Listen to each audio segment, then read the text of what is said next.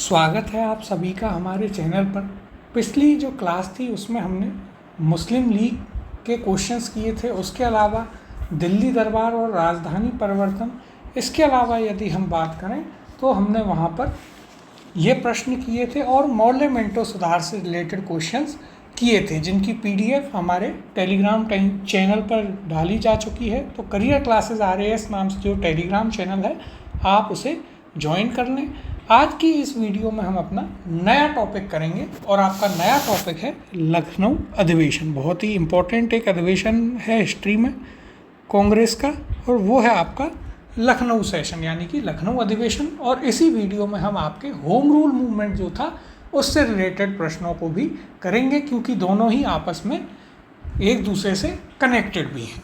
तो आइए शुरुआत करते हैं पहले प्रश्न के साथ।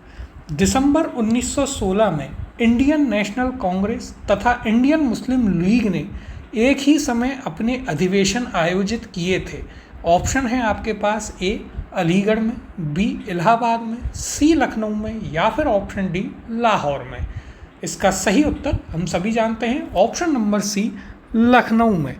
मुस्लिम लीग और कांग्रेस दोनों के बीच में समझौता होता है, दोनों एक मंच पर आती हैं और इसे आप कांग्रेस लीग योजना या फिर लखनऊ समझौते के रूप में भी जानते हैं। इसके अध्यक्ष कौन थे? तो इसके अध्यक्ष थे आपके MC मजूमदार, यानी कि यदि हम बात करें तो कौन थे इसके अध्यक्ष? अंबिकाचरण मजूमदार थे। इसमें जो नरम दल और गरम दल थे वे दोनों एक हो गए थे, जिसमें बाल गंगाधर तिलक और एनी बेसेंट, इन दोनों की महत्वपूर्ण भूमिका थी।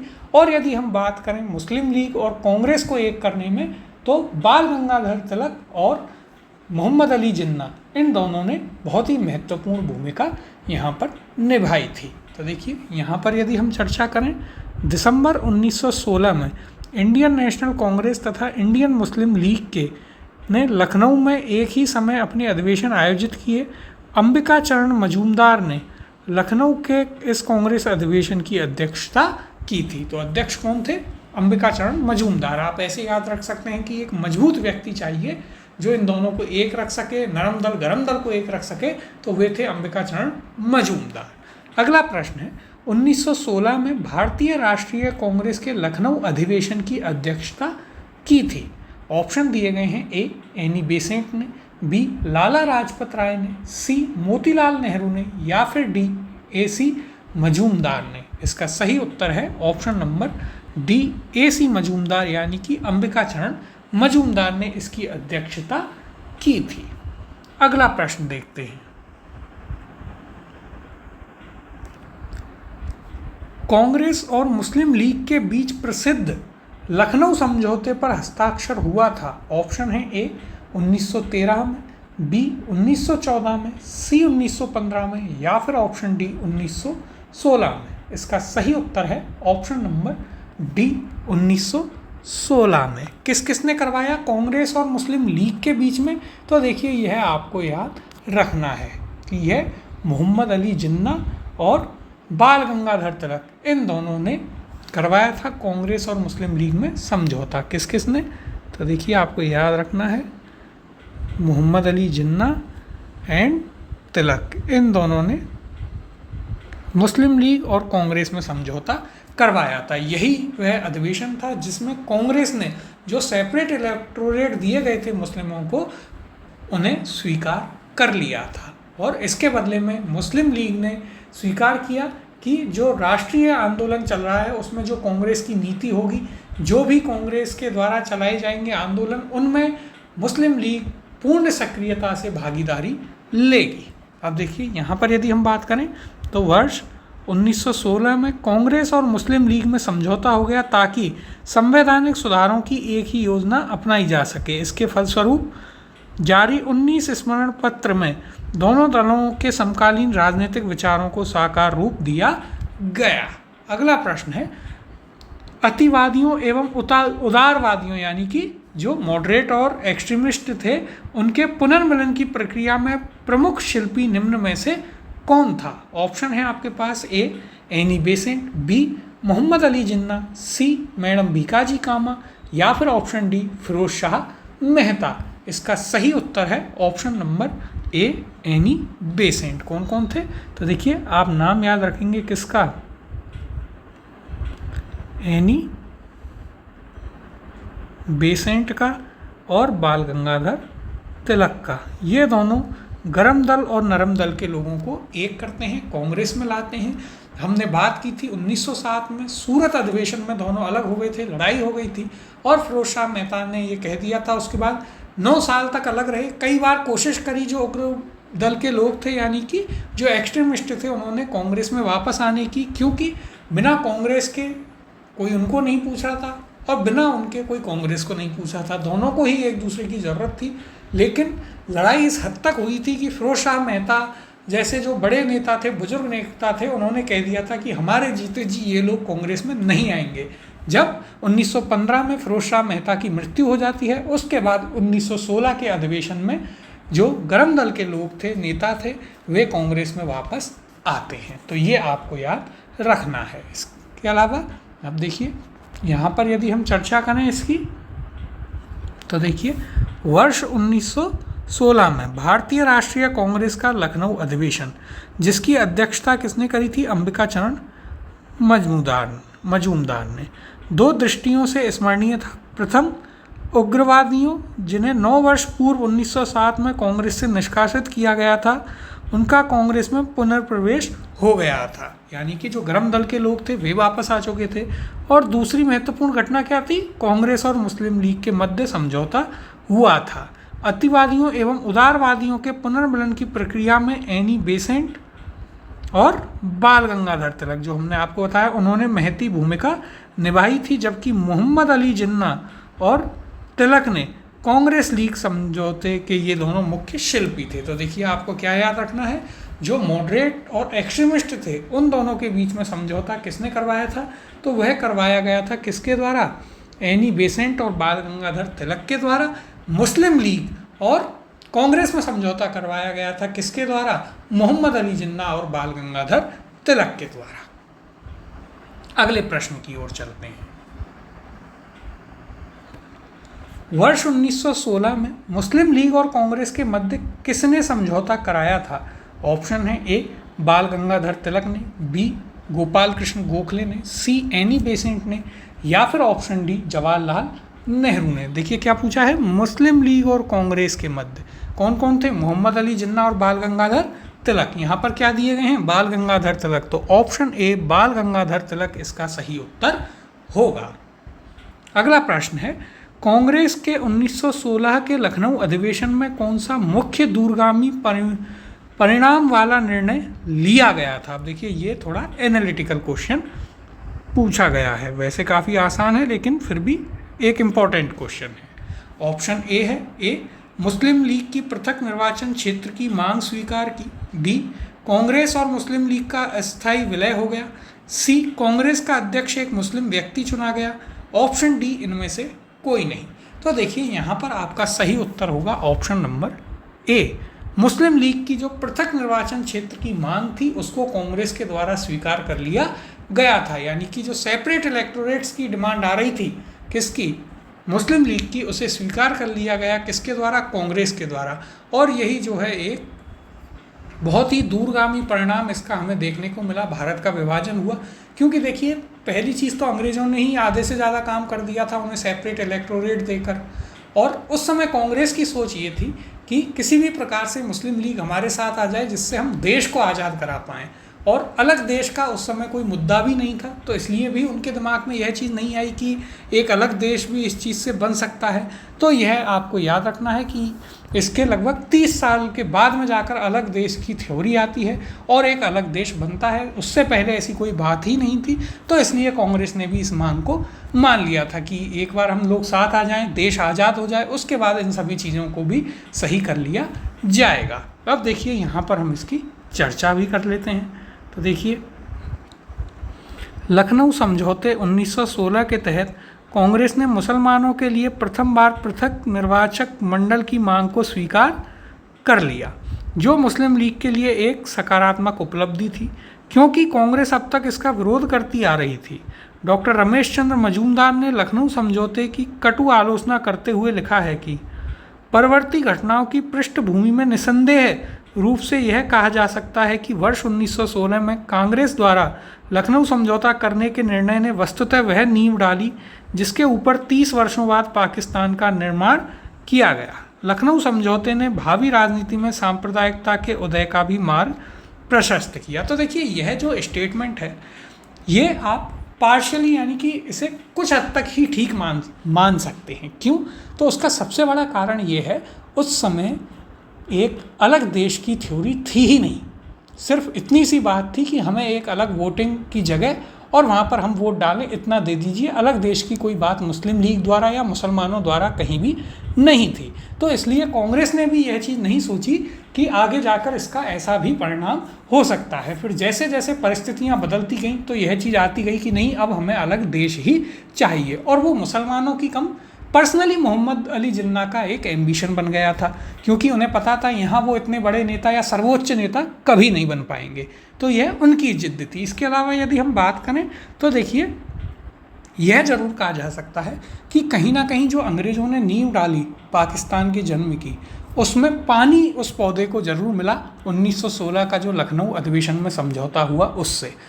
अनजाने में ही सही, लेकिन कहीं ना कहीं उस चीज़ को बल जरूर मिला था। तो ये कुछ एनालिटिकल चीज़ें हैं जो आपसे जब मेंस होता है वहाँ लिखवाई जाती हैं।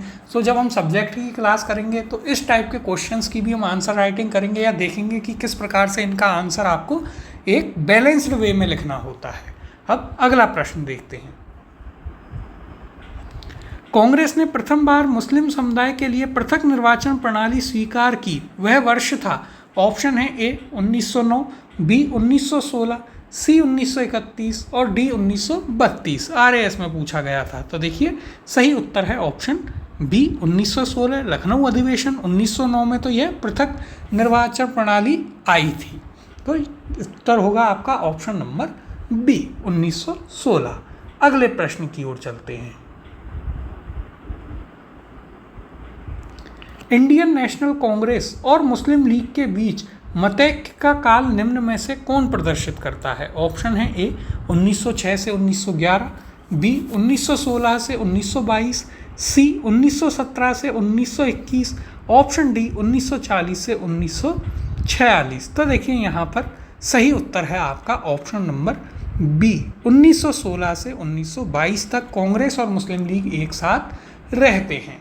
1916 में लखनऊ अधिवेशन से शुरुआत होती है और असहयोग आंदोलन में दोनों का ब्रेकअप हो जाता है, यानी दोनों अलग अलग हो जाते हैं 1922 में असहयोग आंदोलन के दौरान। तो देखिए, शुरुआत होती है साथ आने की लखनऊ अधिवेशन से और अलग होते हैं असहयोग आंदोलन में। अब यहाँ पर हम इसकी चर्चा करते हैं। तो देखिए, वर्ष 1916 से 1922 तक का काल इंडियन नेशनल कांग्रेस और मुस्लिम लीग के बीच मतैक्य का काल था। लखनऊ समझौता केवल एक अस्थायी समझौता था। मुस्लिम लीग ने इस समझौते के बावजूद पृथक अस्तित्व बनाए रखा तथा वह मुसलमानों के लिए पृथक राजनीतिक अधिकारों की वकालत करती रही। वर्ष 1922 तक दोनों इस समझौते के अनुरूप मिलकर कार्य करते रहे, किंतु असहयोग आंदोलन के साथ ही यह समझौता भंग हो गया और लीग ने पुनः अपना पुराना रास्ता पकड़ लिया। इसकी भी पूरी एक स्टोरी है जिस पर हम आगे बात करेंगे। जब सब्जेक्ट की क्लासें होंगी तो वहाँ पर काफ़ी अच्छे से कि क्या होता है, क्या घटनाक्रम होते हैं, उन सभी चीज़ों पर हम बात करेंगे। जैसे कि जो खिलाफत मूवमेंट था उसको जो है उसको साथ में लेने के खिलाफ थी मुस्लिम लीग, और वहीं से जो है मुस्लिम लीग के और कांग्रेस के बीच में दरार आना प्रारंभ हो गई और दोनों ही अपने अपने रास्ते अलग हो चुके थे।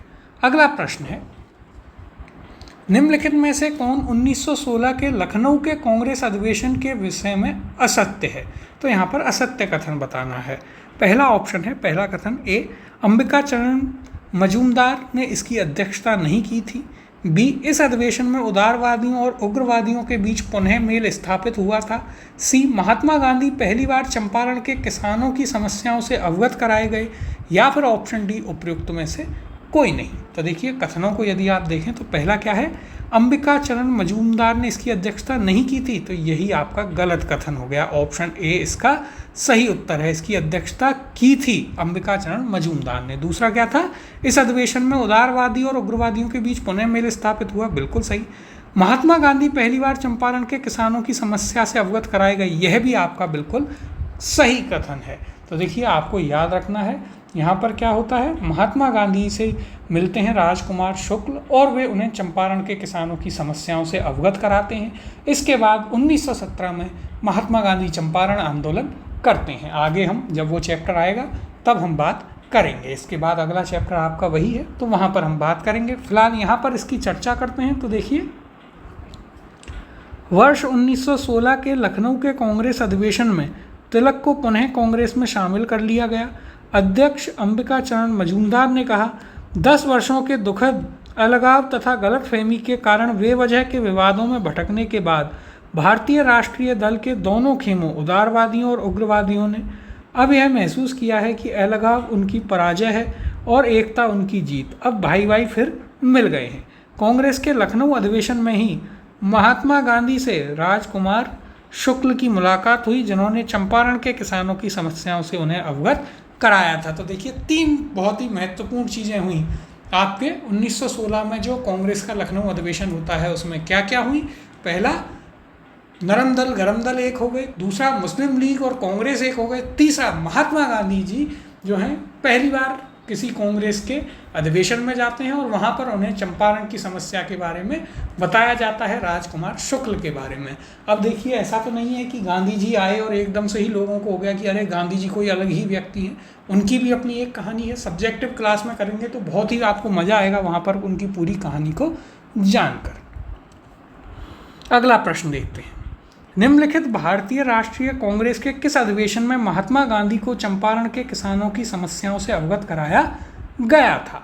ऑप्शन है ए बनारस अधिवेशन 1905, बी कलकत्ता अधिवेशन 1906, सी सूरत अधिवेशन 1907 या फिर ऑप्शन डी लखनऊ अधिवेशन 1916। अब देखिए यदि आपको नहीं भी पता है तो भी आप इसे कर सकते हैं। क्यों? क्योंकि महात्मा गांधी भारत आते हैं 1915 में और यहाँ पर 15 के बाद का सेशन दिया गया है। ऑप्शन डी लखनऊ अधिवेशन 1916, ऑप्शन नंबर डी आपका सही उत्तर यहाँ पर होगा। तो ये थे आपके प्रश्न किससे संबंधित, कांग्रेस के लखनऊ अधिवेशन से संबंधित प्रश्न। अब हम अगले प्रश्न की ओर चलते हैं और यहाँ पर आपका अगला प्रश्न होगा आपके नए टॉपिक से और नया टॉपिक है आपका होम रूल लीग आंदोलन। होम रूल मूवमेंट के क्वेश्चंस को हम यहाँ पर करने वाले हैं। तो आइए शुरुआत करते हैं इसकी भी पहले प्रश्न के साथ। पहला प्रश्न है, होम रूल लीग आंदोलन सर्वप्रथम किसने आरंभ किया। ऑप्शन है ए एनी बेसेंट ने, बी सरोजनी नायडू ने, सी सुरेंद्रनाथ बनर्जी ने या फिर ऑप्शन डी बाल गंगाधर तिलक ने। तो देखिए यहाँ पर पूछा है सर्वप्रथम किसने प्रारंभ किया।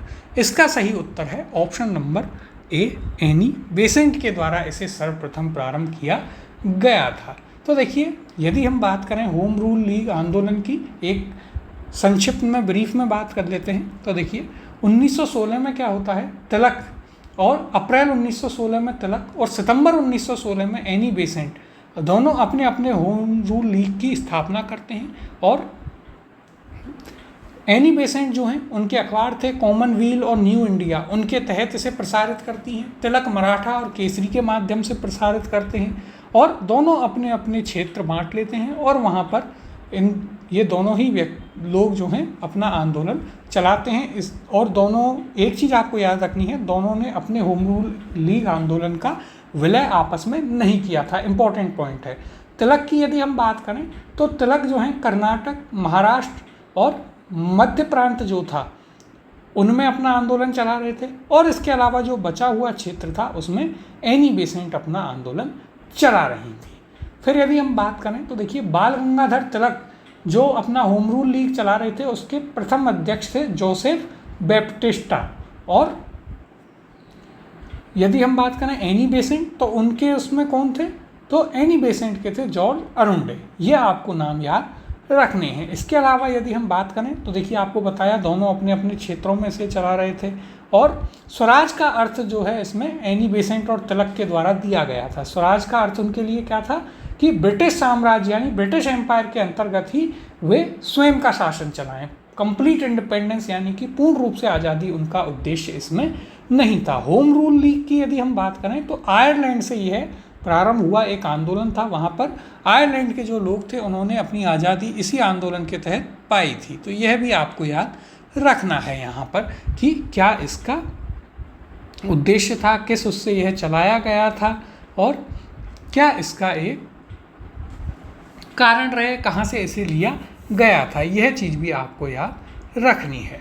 अब देखिए यहाँ पर यदि हम बात करें, भारत में होम रूल लीग आंदोलन सर्वप्रथम एनी बेसेंट ने प्रारंभ किया। यद्यपि होम रूल लीग की स्थापना सर्वप्रथम तिलक ने की थी। स्थापना तिलक ने की, इम्पोर्टेंट है, देखिए याद रखना है अंतर। स्थापना कौन करता है? स्थापना करते हैं बाल गंगाधर तिलक। कब करते हैं? तो देखिए यहाँ पर हम लिख लेते हैं, तिलक करते हैं आपके अप्रैल 1916 में, और एनी बेसेंट कब करती हैं? यदि हम इसकी बात करें तो एनी बेसेंट करती हैं आपकी सितंबर 1916 में। ये क्या है? ये है शुरुआत। तो ये आपको याद रखना है यहाँ पर कि ये क्या है? ये है शुरुआत। अगला प्रश्न है, 1915-16 में 2 होम रूल लीग आरंभ की गई थी, किसके नेतृत्व में? ऑप्शन है ए तिलक एवं एनी बेसेंट के नेतृत्व में, बी तिलक एवं अरविंद घोष के नेतृत्व में, सी तिलक एवं लाला लाजपत राय के नेतृत्व में, और ऑप्शन डी है तिलक एवं विपिन चंद्र पाल के नेतृत्व में। इसका सही उत्तर है ऑप्शन ए तिलक एवं एनी बेसेंट के नेतृत्व में। यदि हम बात करें तिलक का कौन कौन सा क्षेत्र था, तो देखिए तिलक का क्षेत्र कौन सा था, सबसे पहले हम वह लिख लेते हैं। इसके अलावा जो क्षेत्र बचेगा वह एनी बेसेंट का था। तो देखिए तिलक जो है मुख्य रूप से कहाँ? कर्नाटक, इसके अलावा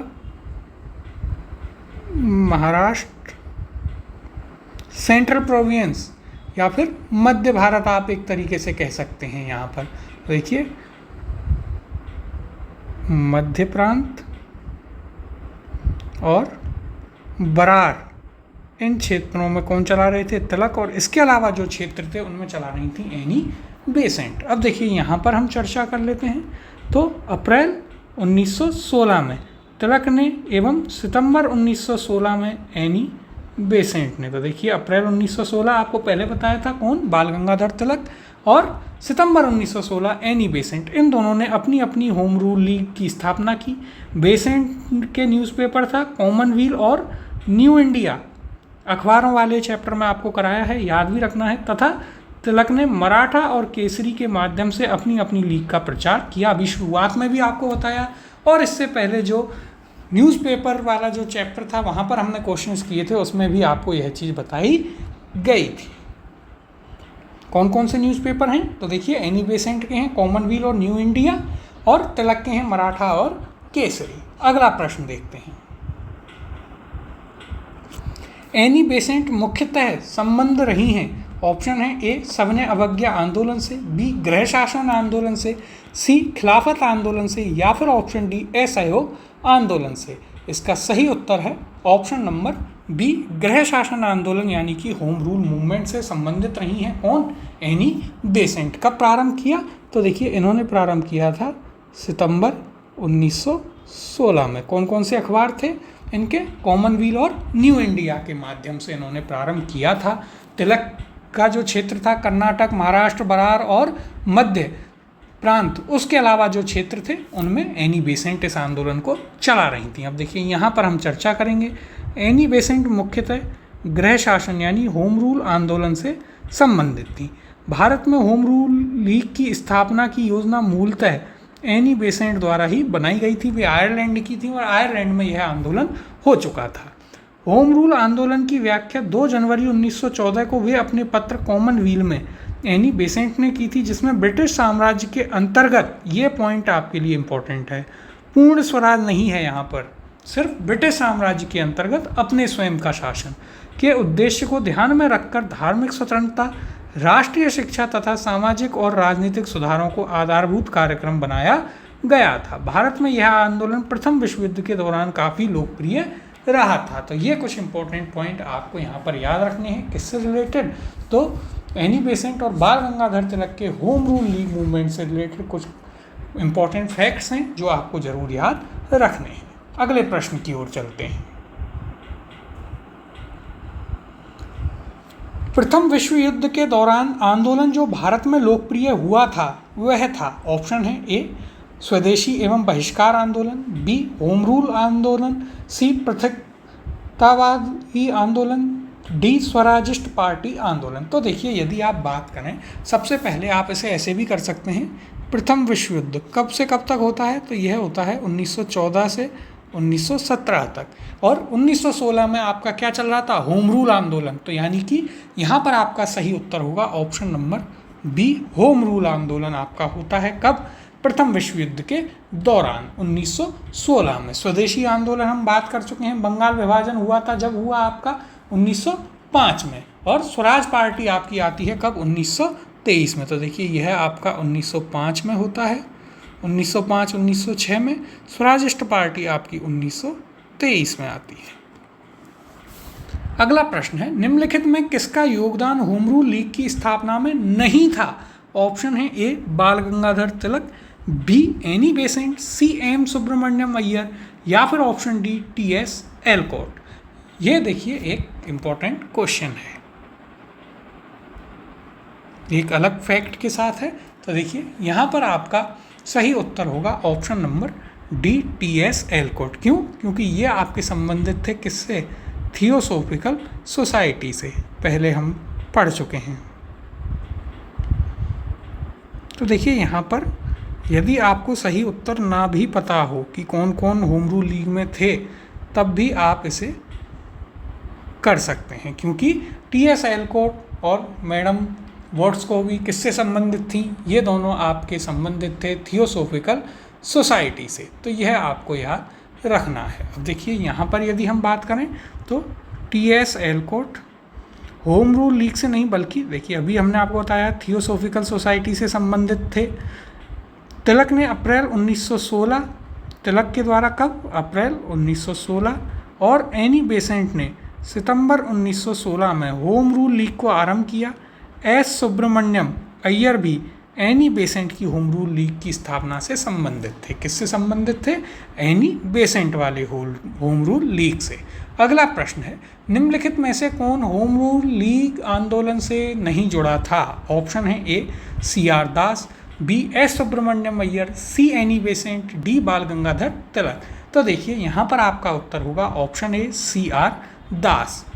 ये आपके संबंधित नहीं थे किससे, होम रूल लीग मूवमेंट से। हमने अभी पढ़ा एस सुब्रमण्यम अय्यर जो हैं एनी बेसेंट वाले होम रूल लीग से संबंधित थे, और एनी बेसेंट बाल गंगाधर तिलक ये दोनों होम रूल लीग आंदोलन चला ही रहे थे भारत में।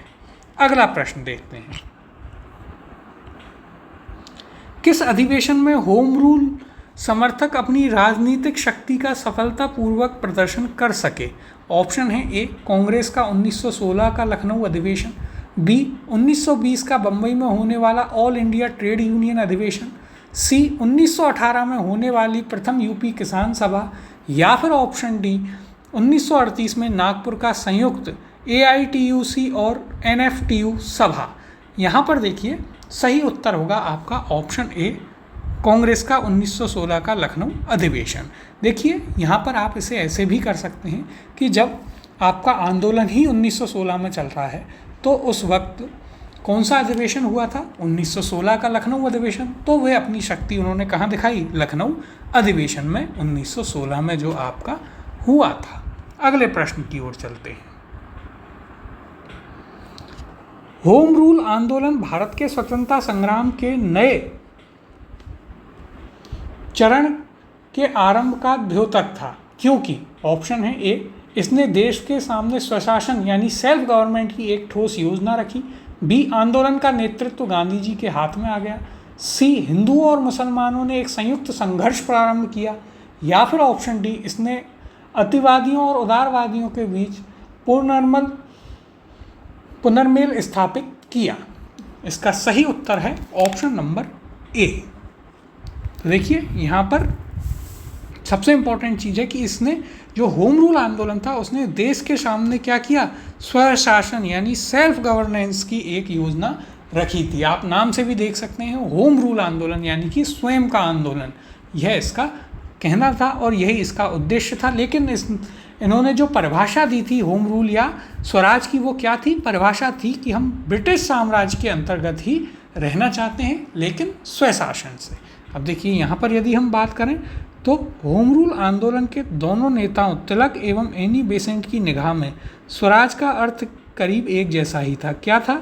ब्रिटिश साम्राज्य के अंतर्गत स्थानीय, प्रांतीय एवं केंद्रीय स्तर पर उत्तरदायी शासन एवं प्रशासन की अधिकाधिक व्यवस्था की जाए। तो देखिए ये बहुत ही इम्पोर्टेंट है, आपसे पूछा जा सकता है कि तिलक या एनी बेसेंट के स्वराज का अर्थ क्या था, और वहाँ पर यह आपको कंफ्यूज करेगा। तो आप इसे अच्छे से समझें, उनका क्या था अर्थ स्वराज से? तो स्वराज से उनका अर्थ था कि स्वराज चाहिए, स्वशासन चाहिए, लेकिन ब्रिटिश साम्राज्य के ही अंतर्गत ही चाहिए। अगला प्रश्न है, होम रूल लीग के संबंध में निम्नलिखित में से क्या असत्य है?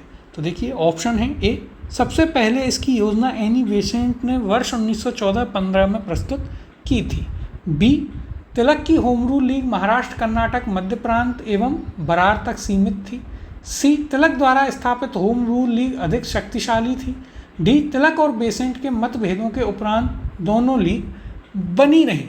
तो देखिए यहाँ पर यदि हम बात करें तो यह है आपका डिलीटेड प्रश्न। क्यों? तो देखिए पहला कथन भी आपका सही है, क्योंकि सबसे पहले इसकी योजना एनी बेसेंट ने 1914 में जब कॉमनवेल्थ उन्होंने निकाला था उसमें दी थी। दूसरा, तिलक की home rule league Maharashtra, Karnataka, Madhya Prant एवं बरार तक सीमित थी, बिल्कुल सही है। इसके बाद जो बचा हुआ एरिया था वह एनी बेसेंट का था। सी है, तिलक द्वारा स्थापित होम रूल लीग अधिक शक्तिशाली थी, तो यह भी आपका सही कथन है। और डी है, तिलक और बेसेंट के मतभेदों के उपरांत दोनों लीग बनी रहीं, यह भी आपका सही कथन है। दोनों में मतभेद हुए, ये दोनों लीग बनी रहीं, लेकिन कभी एक नहीं हुई थी, तो यह भी आपको याद रखना है। अब देखिए यहाँ पर हम इसकी चर्चा करते हैं। तो देखिए मूलतः होम रूल लीग की स्थापना करने के संबंध में योजना एनी बेसेंट ने बनाई थी। स्वशासन आंदोलन का शुभारंभ 2 जनवरी 1914 को साप्ताहिक समीक्षा पत्रिका कॉमनवेल्थ के प्रकाशन के साथ शुरू हुआ। कब? 1914 में। इस पत्रिका ने ब्रिटिश साम्राज्य के अंतर्गत स्वशासन के उद्देश्य को ध्यान में रखते हुए धार्मिक स्वतंत्रता, राष्ट्रीय शिक्षा, सामाजिक और राजनीतिक सुधारों को अपना आधारभूत कार्यक्रम बनाया। इस कार्यक्रम के अनुसरण हेतु 2 पृथक होम रूल लीगों की स्थापना की गई। दोनों लीगें एक दूसरे की पूरक थीं। अप्रैल 1916 में तिलक ने इंडियन होम रूल लीग की स्थापना की और उसके 5 माह बाद सितंबर 1916 में एनी बेसेंट ने होम रूल लीग स्थापित की थी। तिलक की लीग कहाँ थी? तो देखिए पहले भी हम बता चुके हैं, कर्नाटक, महाराष्ट्र, बम्बई को छोड़कर मध्य प्रांत और बरार की 6 शाखाओं तक सीमित थी। देश के बाकी हिस्से एनी बेसेंट की लीग के जिम्मे आए। बेसेंट की लीग का संगठन बहुत ढीला था, कोई भी 3 व्यक्ति कहीं भी शाखा खोल लेते थे, जबकि तिलक की लीग का संगठन बहुत मजबूत था। सभी 6 शाखाओं के काम और कार्यक्षेत्र निर्धारित थे। दोनों लीगों ने अपना विलय नहीं किया, क्योंकि आगे देखते हैं। तो देखिए, क्योंकि एनी बेसेंट के शब्दों में उनके यानी तिलक के कुछ समर्थक मुझे पसंद नहीं करते और मेरे कुछ समर्थक उन्हें नापसंद करते थे, लेकिन मेरे और उनके बीच किसी तरह का कोई झगड़ा नहीं था। तो देखिए ये हमें याद रखना है, जो बातें आपको बताई गई हैं होम रूल लीग के बारे में। कौन कौन सी? तो देखिए सबसे पहले इसकी जो प्लानिंग थी वो एनी बेसेंट ने की। उसे कब उजागर किया? तो 1914 में कॉमनवेल्थ जो पत्रिका थी उसके प्रकाशन में। इसके अलावा यदि हम बात करें तो इनका उद्देश्य क्या क्या था? धार्मिक स्वतंत्रता, राष्ट्रीय शिक्षा, सामाजिक और राजनीतिक सुधार। ये इम्पोर्टेंट है, याद रखना। इसके बाद यदि हम बात करें तो देखिए आगे क्या था? 2 अलग अलग होम रूल बनाई गई। अप्रैल 1916 में तिलक की इंडियन होम रूल लीग और फिर सितंबर 1916 में एनी बेसेंट की होम रूल लीग बनाई गई। तिलक के क्षेत्र कौन कौन से थे? कर्नाटक, महाराष्ट्र, मध्य प्रांत और बरार। और बाकी का जो पूरा भारत का क्षेत्र था वो एनी बेसेंट की होम रूल के उस अंडर में था। अब देखिए जिसके पास बड़ा क्षेत्र, तो यानी कि बहुत कम ज़्यादा उसे काम करना पड़ेगा और चीज़ें ढीली होंगी। तो एनी बेसेंट की लीग कमज़ोर थी, तिलक की लीग काफ़ी मजबूत थी। दोनों में कोई मतभेद नहीं थे, लेकिन उनके समर्थकों में मतभेद थे। इसके बावजूद दोनों अलग अलग उनकी लीग बनी रहीं और कार्य करती रहीं। तो ये काफ़ी सारे फैक्ट्स यहाँ पर इम्पोर्टेंट थे आपके लिए। अगले प्रश्न की ओर चलते हैं। तिलक तथा एनी बेसेंट द्वारा बनाए गए होम रूल लीग को एक में मिला दिया गया था। ऑप्शन है ए 1916 में, बी 1918 में, सी 1920 में, या फिर ऑप्शन डी 1923 में। तो देखिए यह भी आपका डिलीटेड क्वेश्चन है। क्यों? क्योंकि कभी भी दोनों को नहीं मिलाया गया था। तो यहाँ पर आप याद रखेंगे कभी नहीं मर्ज किया गया दोनों को। तो यह चीज़ आपको याद रखनी है, इसलिए यह आपका एक डिलीटेड क्वेश्चन था। अगला प्रश्न है, निम्न में से कौन फेबियन आंदोलन का प्रस्तावक था? ऑप्शन है A Annie Besant, B AO Hume, C Michael Madhusudan Dutt, या फिर option D R Palme Dutt. और ये आपसे यूपीएससी प्रीलिम्स में पूछा गया है, इंपॉर्टेंट क्वेश्चन है। देखिए एकदम ही अलग। सही उत्तर है option A Annie Besant. Annie Besant जो है फेबियन आंदोलन की प्रस्तावक थी। तो देखिए कब से कब, तो एनी बेसेंट 1847 से 1933 तक ये रहीं फेबियन आंदोलन की ये प्रस्तावक थी। तो आपको याद रखना है फेबियन आंदोलन इसकी प्रस्तावक कौन थी? एनी बेसेंट थी। अगला प्रश्न देखते हैं। एनी बेसेंट, उनके बारे में कुछ कथन कहे गए हैं। पहला कथन है, होम रूल आंदोलन प्रारंभ करने के लिए उत्तरदायी थी। दूसरा, थियोसोफिकल सोसाइटी की संस्थापिका थी। तीसरा, इंडियन नेशनल कांग्रेस की एक बार अध्यक्ष थी। नीचे दिए गए कूट का प्रयोग कर सही कथन या कथनों को चुनिए। ऑप्शन है ए केवल एक, बी केवल 2 और 3 सही, ऑप्शन सी केवल 1 और 3 सही, या फिर ऑप्शन डी 1, 2 और 3 सही है। और यह आपसे यूपीएससी प्रीलिम्स में पूछा जा चुका है। तो देखिए कथनों को पुनः देखते हैं। पहला कथन है, होम रूल आंदोलन प्रारंभ करने के लिए एनी बेसेंट उत्तरदायी थी, बिल्कुल सही है। दूसरा, थियोसोफिकल सोसाइटी की संस्थापिका थी, तो यह आपका गलत है। वे थियोसोफिकल सोसाइटी की सदस्य थी, ना कि उसकी संस्थापिका। तो यह आपको याद रखना है। तो यदि हम बात करें थियोसोफिकल सोसाइटी के संस्थापक कौन थे, तो मैडम ब्लैकवेट्सी और कर्नल ऑलकेट, ये दोनों जो हैं इसके संस्थापक सदस्य थे। 1875 में बनाई थियोसोफिकल सोसाइटी एनी बेसेंट ने 1889 में ज्वाइन की थी। तो यह आपको याद रखना है, 1889 में ज्वाइन, ये पॉइंट भी आपको याद रखना है। तीसरा कथन था, इंडियन नेशनल कांग्रेस की एक बार अध्यक्ष रहीं, तो यह भी आपका सही कथन है। किस अधिवेशन में? यह हमने आपको कराया था, बहुत ही इम्पोर्टेंट था।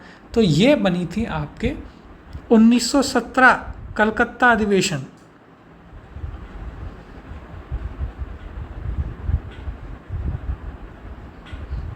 यानी कि यहाँ पर पहला और तीसरा कथन सही हैं। तो सही उत्तर होगा आपका ऑप्शन नंबर सी, केवल 1 और 3 कथन यहाँ पर सही है। अब देखिए यहाँ पर हम इसकी चर्चा कर लेते हैं।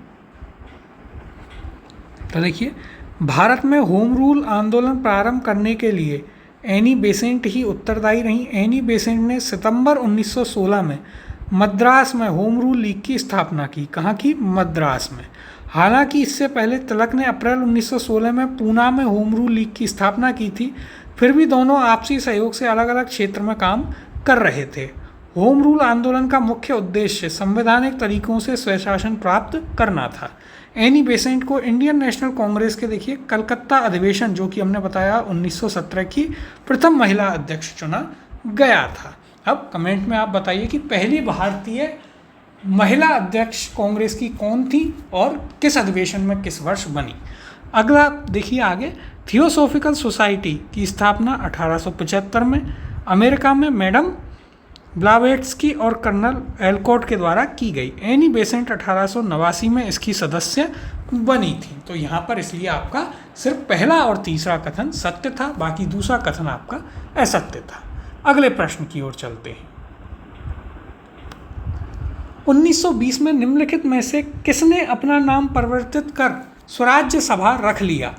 ऑप्शन है A all India home rule league, B Hindu Mahasabha, C south Indian liberal federation, या फिर option D the servants of India society. और यह आपसे यूपीएससी प्रीलिम्स में पूछा गया है, एक इम्पॉर्टेंट क्वेश्चन है, काफ़ी अच्छा प्रश्न है। देखिए डीप फैक्ट है, काफ़ी सही उत्तर है option A all India home rule league ने जो है 1920 में अपना नाम बदलकर क्या कर लिया था, स्वराज्य सभा। कैसे याद रखेंगे आप, इनका उद्देश्य क्या था, स्वराज पाना, इसलिए इन्होंने अपना नाम बदलकर क्या रख लिया, स्वराज्य सभा कर लिया था। अब देखिए यहाँ पर हम इसके बारे में चर्चा करते हैं। तो देखिए होम रूल आंदोलन। Akhil Bharatiya home rule league एक राष्ट्रीय राजनीतिक संगठन था जिसकी स्थापना किसने की, एनी बेसेंट द्वारा की गई 1916 में। तिलक की Indian home rule league Karnataka, Maharashtra, Madhya Prant और बरार की 6 शाखाओं तक सीमित थी। देश के बाकी हिस्से जो थे एनी बेसेंट की लीग के जिम्मे थे। लीग का उद्देश्य ब्रिटिश साम्राज्य के अधीन रहते हुए संवैधानिक तरीके से स्वशासन को प्राप्त करना था।